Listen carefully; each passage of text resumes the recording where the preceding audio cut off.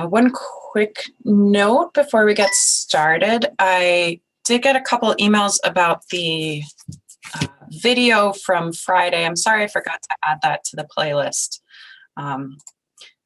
Try to be careful about this, so hopefully that won't happen again, but if it does, just so you know, I am live streaming these all to YouTube, so they are all immediately available. It's just if they're not added to the playlist, the way to find them is to go to my YouTube channel overall and just look for the video from our class from that date. Like I said, hopefully it won't happen again. I try to do this right after class, but if I get caught up in another meeting, occasionally my brain wanders away from its tasks. But hopefully it'll all be good. It is updated now. Okay. Any other questions before we begin? Any housekeeping things? No? Okay. Well, good. Hopefully this semester is feeling a little smoother and a little less hectic than last semester. I know it is for me, so hopefully you guys are feeling that too. Okay, so our warm up today is really just asking you to preview this topic, right?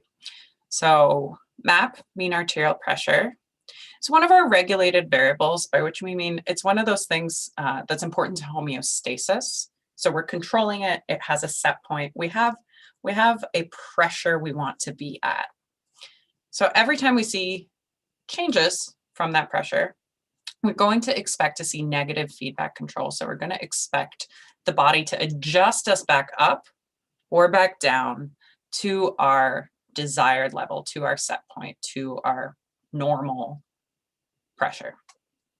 So when we're thinking about factors that we can use to adjust MAP, we're going to want to remember our handy dandy equation, right?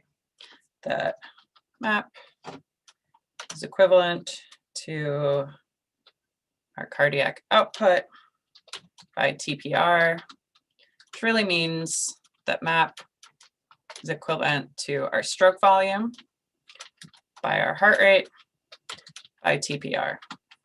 And I've written this on the board before, but I'm emphasizing it now because anything we can think of that has an effect on any one of these factors is going to help us adjust MAP. So if we increase a stroke volume, we could increase MAP as it's falling, right? So if our blood pressure is falling, we could increase stroke volume to increase it. We could increase heart rate to increase it. We could increase vasoconstriction and therefore increase total peripheral resistance to increase MAP, and the reverse. So any of the factors we've talked about before that influence stroke volume and heart rate, back from chapter 13, or TPR, which we've been talking about, are going to be able to adjust MAP. So we're going to talk today about some of the sort of short-term ways we can adjust this. So we're going to be talking about hormonal regulation of MAP. We're going to be talking about how your nervous system adjusts MAP, but it all really comes down to that equation. We're regulating one of those three things, basically, to return our blood pressure to our desired level. Okay, so our determinants of mean arterial pressure, right, are heart rate, stroke volume, and total peripheral resistance. Now, heart rate and stroke volume together create our cardiac output, right? Which is to say that how much blood ends up out in your systemic circuit, right, is a combination of how fast the heart is beating, your heart rate, and how much blood is actually getting pushed out with every heartbeat. That's your stroke volume. How much blood is going out times how hard you have to push to get it to flow around. That's our total peripheral resistance. Okay, so our regulation is going to be in two flavors. We got our neural, so coming from our brain, coming from our nerves, and we're going to have hormonal control, and we're going to go through both of these. We'll also talk about some sort of additional grab bag factors that can influence MAP. So we'll talk about something called low pressure baroreceptors. We may also talk about some chemoreceptors and thermoreceptors at the end of class. So fundamentally, when we're looking at the equation, which I'm going to write over and over again in hopes that we all remember it, hopefully I'm not damaging your remembering it by writing it down all the time, but strict volume, right, TBR. So this is a schematic kind of showing us that. All right, so this is looking at the aorta. So we have our, I would like to move these controls. Okay, I'll just close them for a second. Okay, so this is showing us the aorta.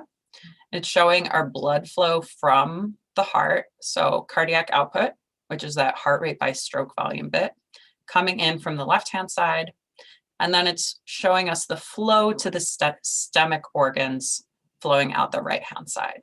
All right, so that's what's happening in our aorta.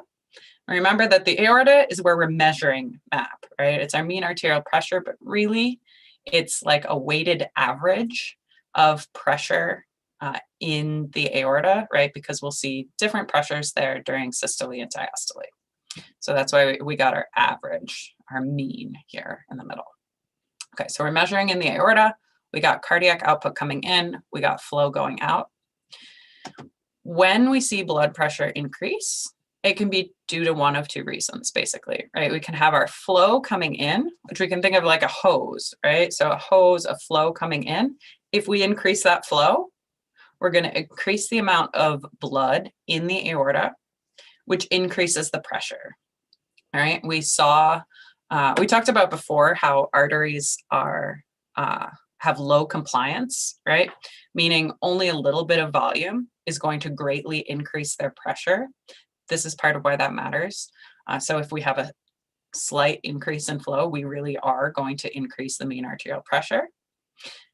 The other way that we can increase that pressure is if we clamp down on the right-hand side, if we clamp down on flow, aka if we increase resistance, because remember, when we make that vessel smaller, when we decrease the radius, that increases resistance. That also kind of backs up blood there, right? Just like if you clamp down a hose while it's flowing, you're going to end up with pressure building behind. So either of these things are going to be able to increase MAP. Okay. So again, this gets to the concept which I hope you have all internalized, but if you haven't, now is a great time to do it because it's going to be really important when we get to respiration as well. Is always want you to remember for the next month or two at least, right? Is that when we're thinking about pressure and volume, we're thinking about a space. And when you increase volume in that same space, you increase pressure. And also, if the opposite, if you were to increase the amount of space but not increase the amount of stuff inside, you lower the pressure. So we can always think about it like blowing into a constricted balloon, right? If we can't increase the space, that pressure gets really high. Or if we were to kind of just like pull on the sides, I don't know, we might be able to suck some air in as we decrease the pressure inside the balloon. So this relationship between pressure and volume is really worth spending some time digesting if it doesn't come automatically to you, because understanding that relationship between pressure and volume can really get you far in these next couple chapters. Okay, great. So the words at the bottom are just showing this in kind of two ways, right?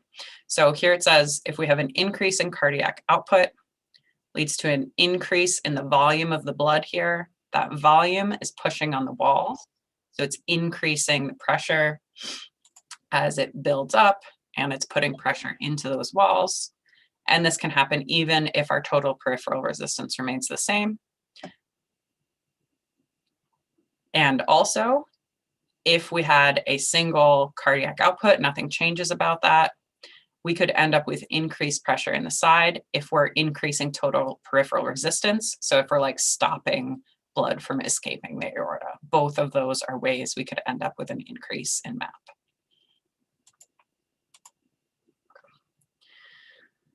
So things that determine MAP. Oh, conveniently, my little equation is going to stay up there at the top. Okay. So things that are determining MAP are going to be our heart rate, our stroke volume, and our total peripheral resistance, right? So control of arteriolar radius is going to have an influence on MAP, mainly because if we control our arteriolar radius, what we're really controlling is TPR, right? That TPR component. This, if we increase radius, we drop TPR. If we lower the radius, if we make the radius smaller, we increase TPR. Okay. So radius is basically the inverse of TPR. Okay. So the other ways that we can determine MAP are by the heart rate and stroke volume, which together are the cardiac output. And all of these are under both neural control and hormonal control. And we've really talked about them separately, right? We've talked about neural control of TPR, right? We talked about how the sympathetic nervous system releases norepinephrine that acts on alpha receptors, causing vasoconstriction, which essentially raises TPR, right? We talked about epinephrine, right, coming from the adrenal glands, right? How in low doses, it could cause dilation via reaching those beta-2 receptors in the skeletal system and in the cardiac system. But once we have enough epinephrine, it's also going to affect alpha receptors. So it's going to cause vasoconstriction again raising TPR. And when we talked about the heart way back in ANP1, right, we talked about how sympathetic impulses to the heart, right, are basically going to raise our heart rate and raise contractility, increasing heart rate and stroke volume, increasing cardiac output. So we can see that all these factors that we've already talked about are going to have a big influence on mean arterial pressure, now that we know that mean arterial pressure is just heart rate by stroke volume by TPR. But we're going to talk about each of them explicitly today, just to kind of link it all together, right? We do want to remember, again, that the reason we care about MAP is that this is our driving force for blood flow, right? Our flow through the whole system is a difference in pressure divided by the resistance. So we remember that the pressure in the veins returning to the heart is like 2, so we wave our hands and call it about 0. So mean arterial pressure is really the main thing that's causing blood to flow through the system. That's really why it's important to regulate, right? Like you want blood to flow through your system and you want to do it like within some set bounds as far as the rate of flow goes, right? You don't want it to go super fast. You don't want it to go super slow. Your cells want things to be predictable. They want enough time for things to diffuse back and forth. Yeah. So regulating our MAP is critical to normal function of our body. And that means that we have special words for when MAP is too low or when MAP is too high, right? So in your minds, also remember, right, the relationship between MAP and blood pressure, right? Our blood pressure, we saw how we measure that. We got numbers like 120 and 80, right? MAP is usually just one number, but it's basically a weighted average of those two numbers. So we can think of MAP as blood pressure essentially, right? Because it's summarizing all that information. So when MAP is lower than normal, we call that hypotension. So you've seen this root before, hypo meaning low, right? Hypotension, low tension. Tension is like pressure, low pressure, MAP that's less than normal. That's going to cause inadequate blood flow to tissue if you don't have enough pressure, right? If you don't have enough pressure, right? So if our pressure goes down, that means our flow goes down, right? So we have inadequate blood flow to tissues if we have hypotension. So that's no good.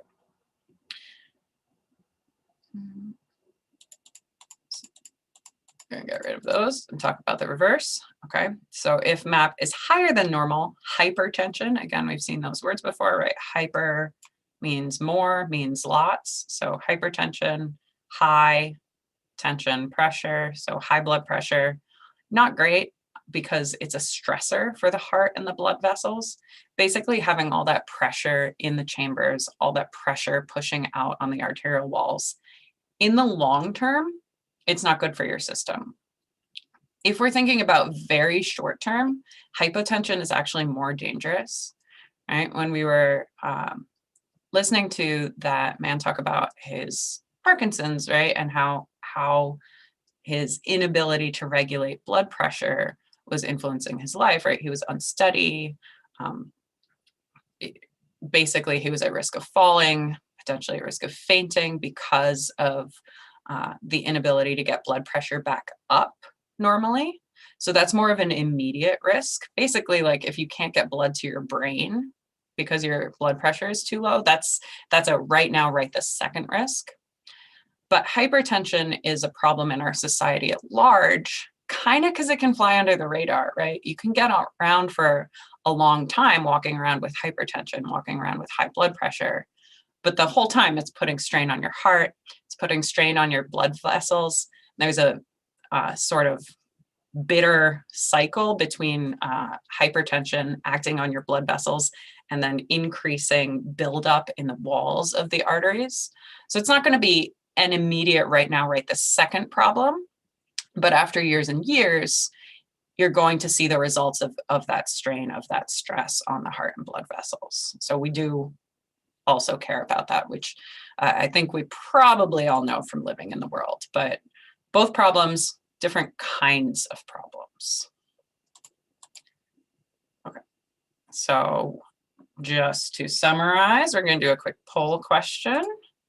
Hopefully this will be easy peasy.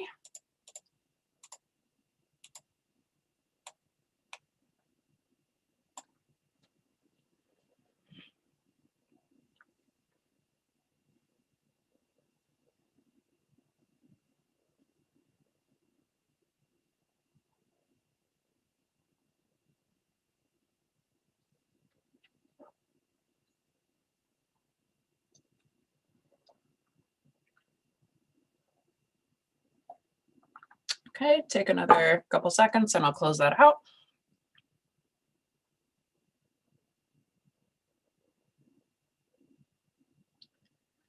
Okay, I can see most people are with us, but a couple people are still confused. So when we say the three factors that completely determine mean arterial pressure, what we are saying, right, is how would we figure it out? How would we figure out mean arterial pressure, right? We look at the three components: the heart rate, the stroke volume, the total peripheral resistance. So those are the three factors we have to know about in order to figure out mean arterial pressure.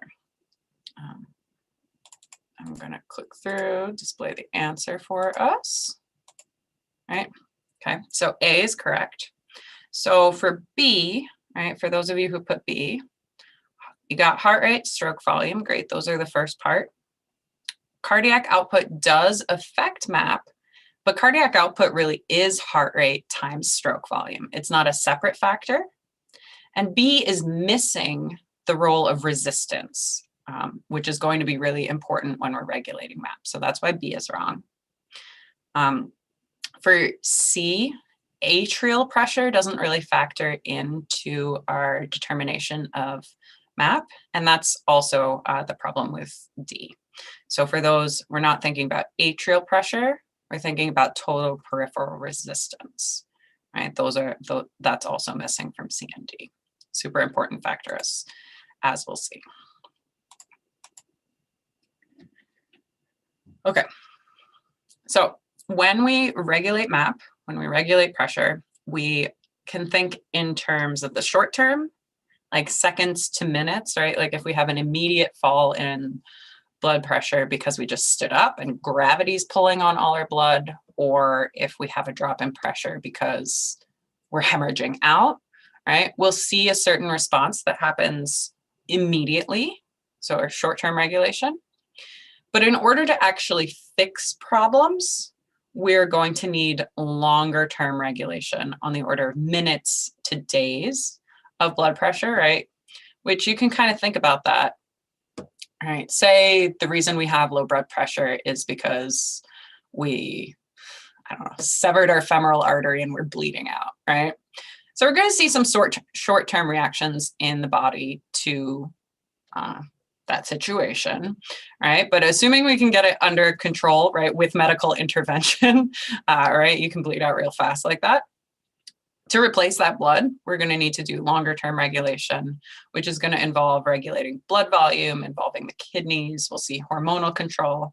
And the same kind of thing would happen if we're thinking about long-term regulation in response to physiologic conditions. It's just thinking about people with acute injuries is a little easier. Okay, so short-term regulation, I'm skipping back up because this is really what we're thinking about today, short-term regulation. We're thinking about how we regulate our cardiac output and how we regulate total peripheral resistance. So this is going to involve the heart and blood vessels. It's going to be primarily neural control. The longer term regulation is primarily hormonal control, and it involves the kidneys. So we'll be touching on some of that today, but we'll be saving other parts of that for when we talk about the renal system, which is the system that involves filtering blood through the kidneys and producing urine. So we'll talk in more detail about some of these hormones at that point. Okay. So neural regulation of MAP. Basically, we're going to have a bunch of negative feedback loops reacting to something called baroreceptors. So anytime you see baro, right, this refers to pressure, right? So like a barometer is also a measure of pressure. So a baroreceptor is something in your body that senses pressure in your cardiovascular system. So we're going to have some neural feedback loops. So going back to your nerves, going back to your brain, that respond to these baroreceptors sensing a change in pressure. When we talked about homeostasis way back in like week 1 of ANP1, right, we talked about pathways of regulation of regulated variables, right? So our detector here, our sensor, is the baroreceptor. And we're going to have nerves going back to our integration center. We'll see that there are cardiovascular centers in the brainstem. So centers, collections of cells, right? Regions of the brainstem that deal with this. So they summarize all the information, synthesize it, come up with a response, and then they send the response back out. So the controllers sending stuff back out is through the autonomic nervous system. And our effector organs, so the organs that actually make the adjustments, are going to be the heart and blood vessels. And we're going to walk through each of these. So the first part is the baroreceptors, which are pressure receptors. Sometimes you can call them stretch receptors because that's basically how you would sense a change in pressure, right? A little bit of stretch on arterial walls tells us that there's high pressure inside that artery. So as I just gave away, right, they're in the arteries mainly, right? So our arterial baroreceptors are sometimes referred to as the sinoaortic receptors. And that's because there's one in the carotid sinus, that's the sino part. So we'll get into the neck in lab this week and next week in the anat lab. But basically, you have your aorta coming out of the heart. It's giving off blood vessels, super important blood vessel. It's the carotid, right? So here we have our common carotid artery. It splits into an internal and an external carotid artery. And at that split point, we have something we call the carotid sinus, right? So the split point is basically kind of a swelling right at that split point. And this is where we have one of our arterial baroreceptors in the carotid sinus. So sinus, so sino. As you may be realizing throughout this course, there are a lot more things that we call sinus than in anatomy than just the sinuses in your head that you think about in your day-to-day life. A sinus is really kind of a general word for a swelling like that, for an empty kind of space. Okay. So we got one of our baroreceptors in the carotid sinus, and the other one's in our aortic arch. So the arch, right, this is our aorta. It's actually looping back down, right? We're going to see it goes down there. So we got a baroreceptor there as well. So that's the aortic part. That's why it's sino-aortic.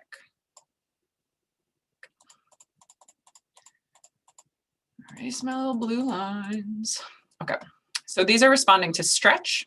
So when those walls stretch, when the wall of the aorta stretches, or when the wall of the carotid sinus stretches, we know that there's high pressure in those locations, and that is going to be our signal to the brain, basically, that we've raised mean arterial pressure. Okay. So then we send by some afferent nerves, right? Sending those nerves up to our cardiovascular control center in the brainstem. Specifically, it's in the medulla oblongata, right? So medulla oblongata, part of our brainstem. It has an integration center for blood pressure regulation, which basically means, right, like it's a processing center that then makes a decision, okay, what are we going to do? And it's going to send out the response to the body. The response is happening via autonomic output to our cardiovascular effector organs. So our cardiovascular effector organs are going to be the heart and blood vessels, right? So circle our effector organs real quick. Are they written out? Okay, so our SA node and AV node, right? These are heart. Oh gosh, writing with a mouse is so hard, y'all. Okay, that says heart, promise you. And then we're gonna see our arterioles, right? I got our arterioles as an effector here, and we got some veins as our effector here. Okay, so those are our effector organs receiving autonomic output. So those efferent nerves going out to these effector organs. Okay. So we send two types of signals out when we're thinking about autonomic output. So remember that our autonomic portion of the nervous system comes in two flavors as well. We got our parasympathetics and we got our sympathetics. They go different places. So we need both of them because sometimes those baroreceptors are going to tell us that we have a spike in blood pressure, and sometimes they're going to tell us that we have a drop in blood pressure, right? So we are going to need to be able to adjust both of these variations from our set point. So parasympathetics, hopefully you remember, are the rest and digest portion of the autonomic nervous system. And they're sending input to the SA node, the sinoatrial node in the right atrium. And they're telling the heart rate to go down. Basically, same thing at the AV node. So remember that the parasympathetics only go to the top part of the heart. They really only go to the atrium. They don't reach down into the ventricles, and we haven't really seen them anywhere when we've been talking about smooth muscle, right? When we've been talking about controlling arteriolar radius, controlling venomotor tone, it's all been sympathetics. It's all been norepinephrine and epinephrine. So parasympathetics are going to have an important but limited role. Everything else is going to be sympathetics. So sympathetics are going to go to your SA node to increase heart rate. Same deal with the AV node. They do reach the ventricles, those sympathetic nerves. So the actual heart muscle in the ventricles, the ventricular myocardium, sympathetic input increases their contractility, so like makes them squeeze harder. Goes to the arterioles. when we have sympathetic input to the arterioles, it's releasing norepinephrine. Remember, norepinephrine binds to alpha receptors, causes vasoconstriction, causes increased resistance as those arterioles get smaller. And we also ultimately have sympathetic input to the veins. We remember that the veins also have alpha receptors, so increases in venomotor tone, meaning those veins are basically going to find it a little harder to fill up with blood as much. They're going to become less compliant, which is going to increase venous return to the heart. And we will be going through a little flow chart of all of these effects.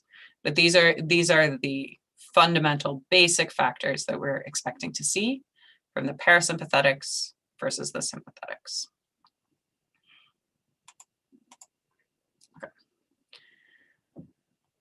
For those of us who like pictures, including me, here we see a kind of diagram of what's going on, right? So here we see a slice through our medulla oblongata, so that part of the brain stem that's controlling our response to changes in MAP. So here are our cardiovascular control centers. We can see they're darkened. It's just telling us there are a lot of cells clustered there, right? We can see some nerves inside the central nervous system itself, but then we can see the signals that they're sending out to the body, right? So one type of signal that we'll see sent out to the body is our parasympathetic nerve. And to the heart, we're really thinking about the vagus nerve carrying parasympathetics. So it goes to the SA node, a little to the AV node, so it's changing heart rate there. Or we can trace our sympathetics, which are doing a lot. So if we're tracing our sympathetics come from that thoracolumbar portion of the spinal cord. So we'll see a signal going down to the spinal cord, and then we'll see branchings out from the spinal cord. It's actually pretty cool. We'll see the sympathetic trunk in lab this next week, I believe. So we'll see those nerves going into the sympathetic trunk. We'll see branches to the heart, both the atrium to control heart rate and the ventricles to control stroke volume.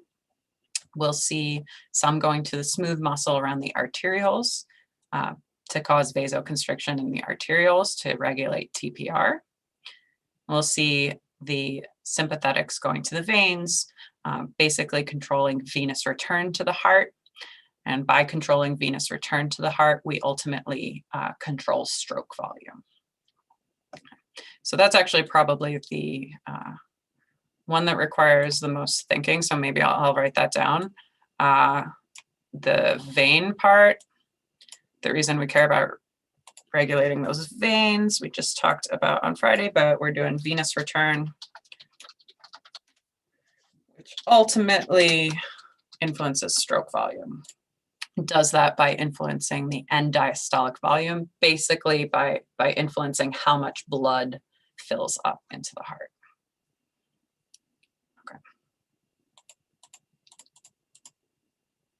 Whew. Okay. Now we got a question. So how do our arterial baroreceptors help change the mean arterial pressure? I think I have this one written out as a poll as well. I do. So we'll launch that poll.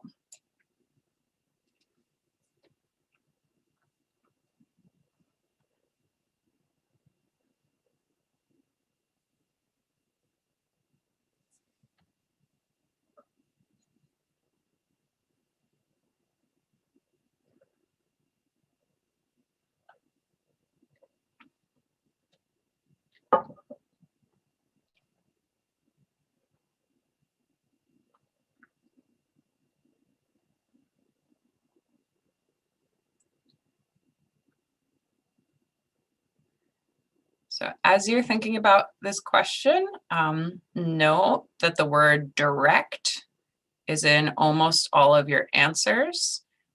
We could fit it in B as well. We're talking about the first thing that's happening in response to the arterial baroreceptors sensing a change.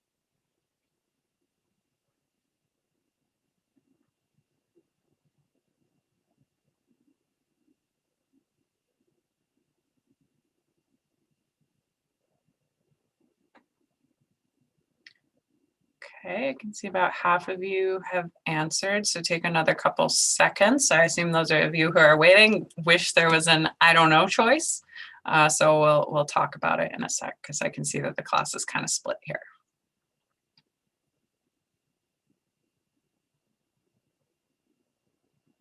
Okay.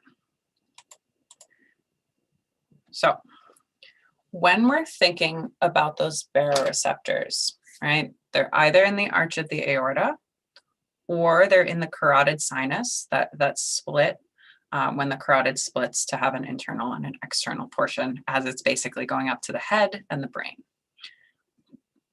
So they're sensing fundamentally stretch in the walls of those arteries. And to muster any response at all, the first thing they need to do, the thing they do directly, immediately, is they send signals to the central nervous system, right? That's why I mentioned the medulla oblongata as our integration center, right? So the first thing that has to happen before we have any type of regulation, the first thing that's happening is we're getting back to the central nervous system so that it can muster a response. So that's the first thing that happens. And then the central nervous system sends out its signal, changing hormones, giving some autonomic signals to make adjustments. So we don't directly send a signal like direct from the baroreceptor in the aortic arch to the right atrium, right? Like it's not the baroreceptor directly changing the heart rate. It's changing the heart rate eventually, but it's doing that by sending signals up to our central nervous system, just doing our planning, which then sends the signal back down via autonomic nerves, via the sympathetic system, right, to the sinoatrial node to change heart rate. Okay. So here, what you want to focus on is the direct part. Okay. And it was really A and B that people were choosing between, and I assume that's because of this heart rate that might have distracted you. Heart rate is one of the factors, but it's not a direct response to the arterial baroreceptor. We have some intermediate steps. Okay. So we are going to go over this whole chart in steps, but if I were you, as I was studying, I might try creating a basically like redrawing this chart for yourself a couple times. The point for me of this chart is really to understand and summarize what factors affect heart rate, what factors affect stroke volume, what factors affect TPR. Like I'm not going to make you draw this chart on an exam, but I might say, right, what's going to be the effect of increasing action potential frequency in the SA node?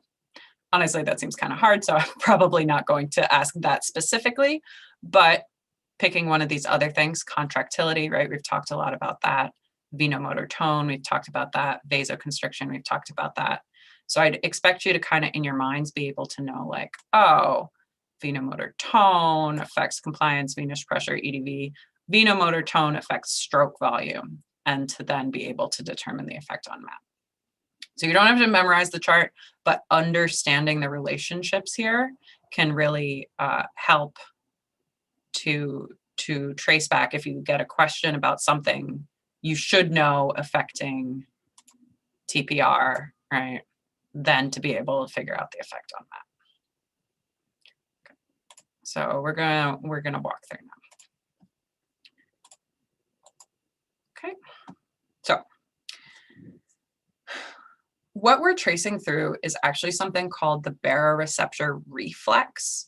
So a reflex is a really quick response that we're going to see when we see a drop in the mean arterial pressure, right? So when the baroreceptor in the aortic arch or in the carotid sinus senses that we have hypotension, right? We talked about at the beginning that that's really an immediate threat to the body, right? We need to deal with this now, right this second, because if we have too much of a drop in blood pressure, right, we're endangering blood flow to the brain.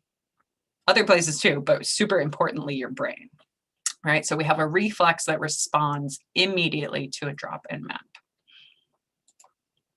Okay. So what is basically happening in those baroreceptors? The way they function isn't by like just turning on or turning off. Really all the time, they're kind of pulsing out action potentials to the central nervous system, so ultimately to the medulla oblongata, right? And the way that your medulla oblongata knows there's been a change to the pressure is by the change in the frequency of those action potentials. So if blood pressure goes up, suddenly we're going to get lots of action potentials. It's going to speed up. If your blood pressure drops, suddenly they're going to get real slow. So a drop in mean arterial pressure in those baroreceptors is going to drop down the frequency of action potentials conducted to the CNS. And your brain stem can tell what that means, right? Like it knows what that means. So your cardiovascular control center, that integration center in the medulla oblongata, knows that that means that our blood pressure has dropped. So it's going to do some things to control that.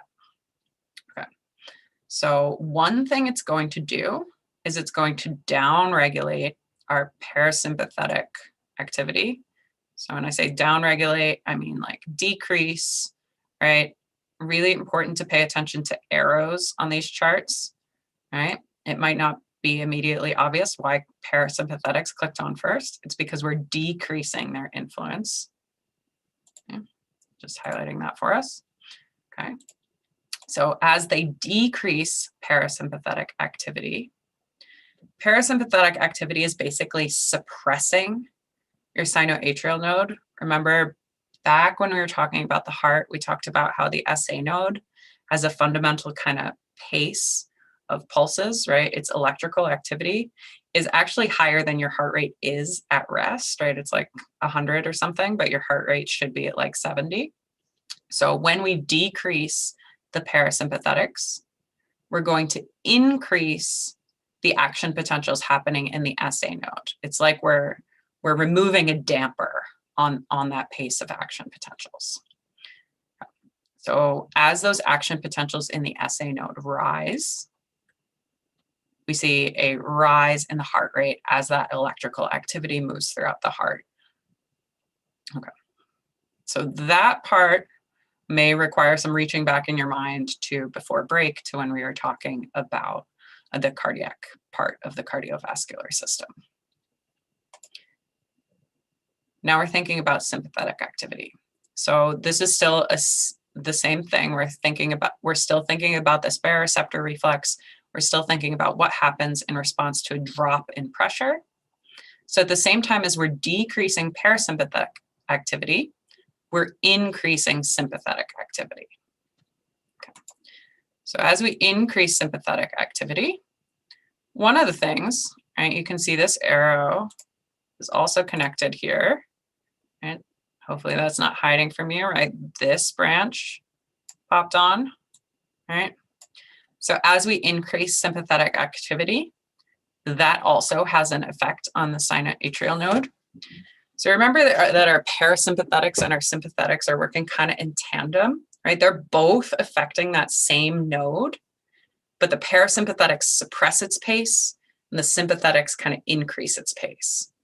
So as we remove that dampening effect from the parasympathetics, we're also kind of juicing it up with the sympathetics. So we're increasing the action potentials in the sinoatrial node even more, increasing the heart rate even more. So those two things are happening in tandem to the same pathway. Okay. So the sympathetics, as you can see from these other grayed out branches right now, right? It's doing a lot of other things as well. So one thing it's doing is increasing heart rate, but it's also affecting the ventricles. So when we say it's affecting the ventricles, one of the things it's doing, right, is it's causing them to contract harder. So it's increasing their contractility. When we increase the contractility, right, increase how hard the ventricles contract, we push out more blood, increasing stroke volume. Next is the effect of sympathetic activity on the veins. So sympathetic activity releases norepinephrine, and eventually those get to alpha receptors on the veins, increasing venomotor tone, right? Venomotor tone being kind of like vasoconstriction, just for veins. So when we increase venomotor tone, veins used to be highly compliant. Now we're lowering their compliance, right? Which means that as we put more blood into the veins, we're going to raise the venous pressure, which basically causes the heart to fill more through a flow of pressures that we kind of traced out in ANP1. So we're not really focusing on that part right now. Raise in venous pressure raises end diastolic volume, kind of like how full the heart is. So if the heart is more full and you squeeze it, increases stroke volume. So that's effective sympathetic activity. Our final effect of sympathetic activity is on the arterioles. So sympathetic activity releasing norepinephrine. Norepinephrine is binding to alpha adrenergic receptors in our arterioles.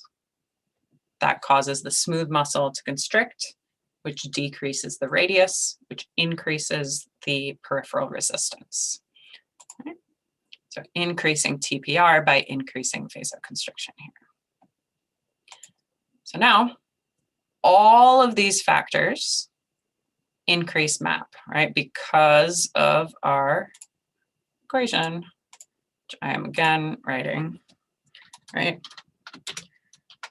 Equals our heart rate times our stroke volume times TPR, right? So any one of these, but especially all of them in combination, right? Anything we increase here, right? We increase heart rate, we increase MAP. We increase stroke volume, we increase MAP. We increase TPR, we increase MAP. All of these have the same effect of raising the blood pressure back up. Okay. So this is all a reflex response, starting with those arterial baroreceptors in response to a drop in mean arterial pressure. It's important to have this as a reflex because hypotension, super bad for your body. Also counts as a negative feedback loop because these arrows are in opposite directions, right? Which basically means we sensed an error signal and then we corrected it, bringing it back towards our set point. Okay, so we are at time, so we are going to stop here. We will talk about hormonal control next time. I'm just going to give you an FYI. I think, yeah, I would spend less time thinking about these other cardiovascular regulatory processes. Probably won't put these on the exam. So we'll just mention a couple cool things about the body that these do, but don't focus too much on these because I do want us to get through our remaining topics before we get to the exam. Okay, cool. All right, that said, have a great day, everyone, and a great rest of the week.